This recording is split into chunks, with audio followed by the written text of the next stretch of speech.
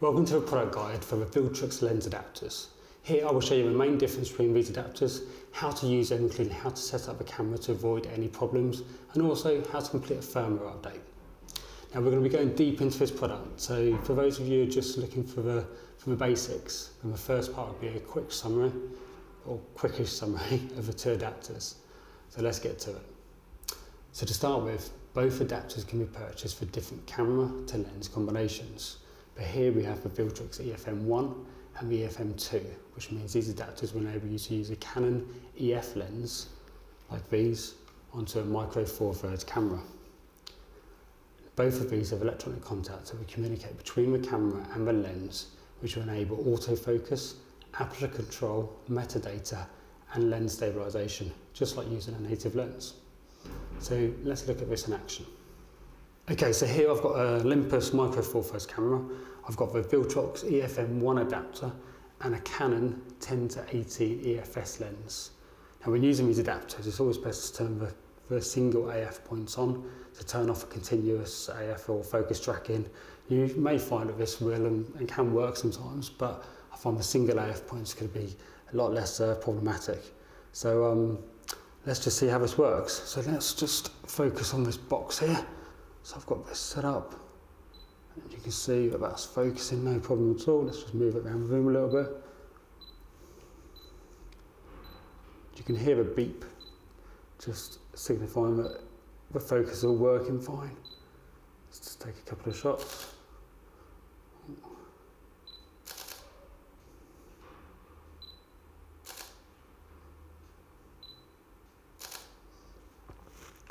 Yeah. And you can also see that I can change my aperture, and I've got the top right hand corner is telling me I've got a 15mm lens on my camera, so it's all the metadata is all working as well, so it all seems to be working fine. Now in order to show you a comparison of these two adapters, I'm going to change this lens here to a Canon EF lens, this 50mm f1.8. Now the reason why I'm going to do this is because the Viltrox EFM2 adapter doesn't actually work with EFS lenses, they just physically do not fit. So I'm going to change this over to this lens over here. Now when changing lenses, it's always best to turn the camera off and on again, which just resets everything and make sure it's all going to be working fine for you. And I'm going to focus on this box here. Now it's important to remember my settings. So I'm at, my lens is wide open, f1.8, and I'm at 3/20th of a second. Actually, let's change that to 2/50th. I'm about there exposure, ISO 400. So let's take a picture of that. Now it's also important to remember my framing, so that box almost fills the whole frame of my shot. Change the adapter. Now what I'm not going to do is change the camera to stay exactly where it is, and obviously the box hasn't moved. Now I've got the EFM, let's turn the camera back on again.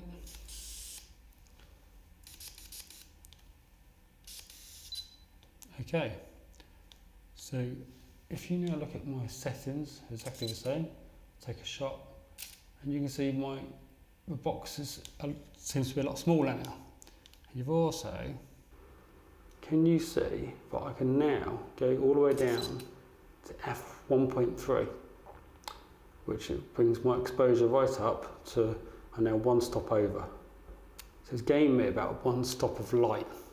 So the reason why it's doing this is the EFM2 adapter has got this lens element inside it.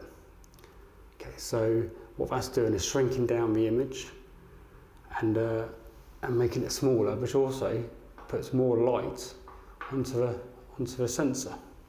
Okay, so if we now look at this simple chart, it's going to give a direct comparison against a standard adapter, the Viltrox EFM1 and the Viltrox EFM2. Now first off, we've got autofocus, aperture control, metadata and lens stabilization, none of which are available with a normal standard adapter, or what some people refer to as a dumb adapter. But both Viltrox products the EFM1 and the EFM2 will enable you to use all of these. Autofocus, aperture control, metadata and lens stabilization will all be working. Now they'll all be compatible with EF mounts, but the EFS mount will be compatible with a dumb adapter, will also be compatible with the EFM1 adapter, but as we've already established, will not be compatible with the EFM2. Now STM lenses, now these are all electric, or they won't have a mechanical way to manual focus. So for dumb adapters, which some people don't realise, these dumb adapters will not work with an STM lens. So if you own STM lenses, you will not be able to use it with a simple dumb adapter. It needs those electronic contacts. So both the EFM1 and the EFM2 will work with the STM lenses. However, obviously, as long as it's not an EFS lens for the Mark II version. And then you've got the crop factor. Now this is going to get a little bit more complicated here. Now to start with, any lens on a micro four thirds camera will have a 2x crop. So what that means is, say it was a 50mm lens, then when you use it onto a micro four thirds camera, it will actually have a similar focal range of a 100mm lens. Now both the standard adapters and the EFM1 adapters will still have that 2x crop, which is not a bad thing, but it's just something you need to be aware of. Now it gets a little bit more complicated with the EFM2 because it has that lens element, which is going to give you a wider angle. So it's actually, the calculation is actually 0.71 times. Now that's obviously on top of a normal 2x crop. So that, if I get my calculator up, may make things a little bit more simpler. So say that 50mm lens would normally be times 2, which is obviously 100mm, and then you times that by 0.71, which is a 71mm lens. So that 0.71 is on top of the normal 2x crop factor. Or another simpler way of doing it is, instead of it being a 2x crop factor, if you're using the EFM2, you simply get the 50mm lens and you times it by 1.42. 1.42, which should equate to 71mm again. So that's now the new crop sensor equation, 1.42 rather than it being a 2x crop. So you can have a smaller image, but the advantage is you're going to gain one stop of light, or approximately one stop of light. So you can lower that ISO by one stop. So that's the basics covered. So we're now going to get a little deeper and look at sharpness, image quality and depth of field. Before we do this, let's look at how to complete a firmware update. So the first thing to do is visit www.viltrox.com. In the top right hand corner, go to English, unless you can obviously understand Mandarin. Then go to downloads and find the product and latest firmware number. Now we need to check the firmware on the adapter to see if it needs updating. With the adapter and any lens in place, turn the camera on and find the firmware settings. Each camera will be different, but on the Olympus it's the main menu, then setup, menu, then firmware, and then this will now show you both body and lens firmware details. It's the lens details we're interested in. So if the adapter hasn't got the latest firmware, then download it to your computer. Once downloaded, open the folder and you should have a text file and a VTX document. The text file shows what the firmware update fixes, but it's a VTX file we need. We now remove the adapter from the camera and lens and plug it into the computer using the USB port. The computer should recognise it and you should be able to open it. Now simply drag or copy the VTX file to the adapter folder, and once in place the file should actually disappear. Now don't panic, this is simply the adapter installing a firmware update. Unplug the adapter, attach it once again to the camera and the lens, and now check that the update has been successful and the adapter is working. So now let's look at some test images of these adapters in use. And first, let's look at sharpness and image quality. So one of my favourite lenses to use with these adapters is the Canon EF 300mm f4 lens, which is well regarded as being a very sharp lens. So I've set up this on a tripod, a subject was lit using continuous lighting. And first was with the EFM1 lens adapter. Now all these images you're going to view are straight from the camera, raw images, unprocessed, and all shot at ISO 200. So let's have a little look. Okay, so let's have a look at these two images here of the dashing Harry Potter. So this first one on the left hand side here is shot with the EFM1 adapter. Now the lens is the 300mm lens, wide open f4. The ISO is 200, and the shutter speed is 1/125th of a second. Now this is shot with continuous lighting, and so on a tripod. And just to remind you, this 300mm lens is going to act like a 600mm lens on a micro four thirds camera.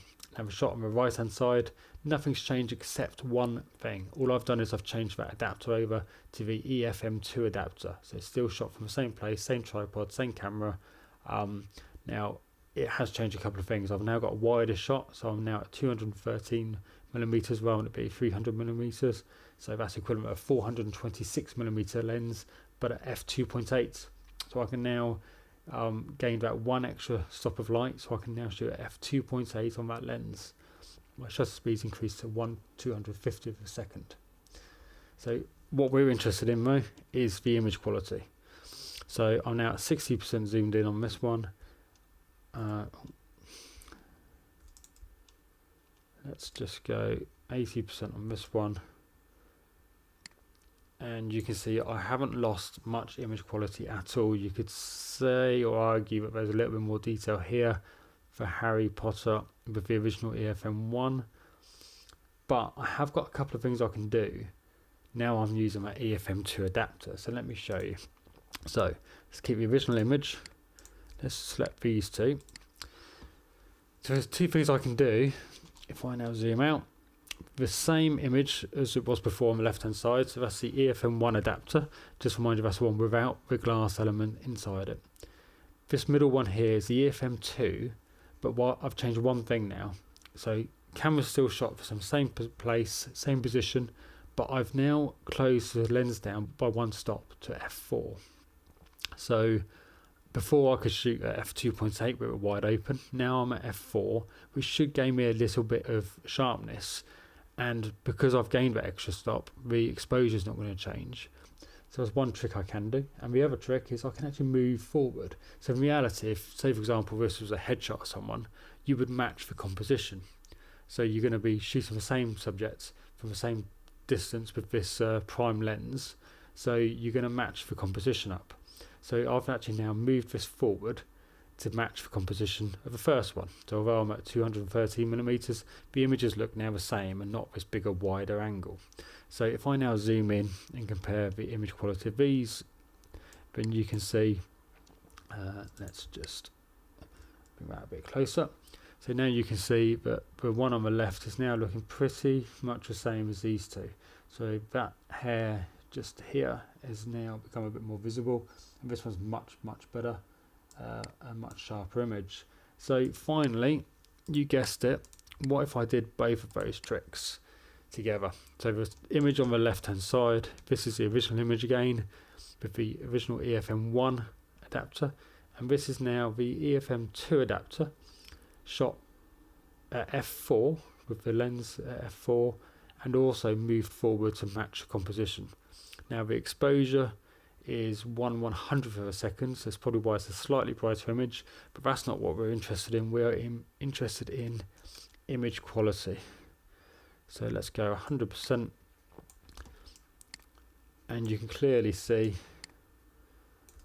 that the one on the right hand side shot with the EFM2 adapter, the one with the lens element, is a much clearer image. You can see how much sharper that shirt area is here, the hair, the face, that small little hair, every little element of this is sharper and a better image.